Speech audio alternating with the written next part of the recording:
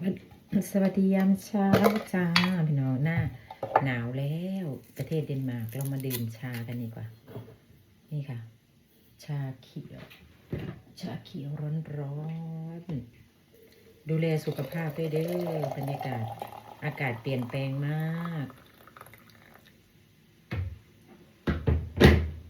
ทักทายจากประเทศเดนมาร์กค่ะมาดื่มชาร้อนๆกันเนาะอันนี้ปล่อยไว้สักไม่นานหรอกอันนี้จะปล่อยไว้สัก4-5 นาทีได้ไอ้นี่มาจากไหนเพื่อนเขามาจากประเทศลอนดอนเนาะเขาซื้อมาฝากเป็นของร้านมือสองสวยจะเก็บไว้ไปเมืองไทยด้วยนี่นะจะไม่ทิ้งเนาะชอบค่ะนี่ค่ะอันนี้ใส่ชาชอบจะนึ่งฟักทอง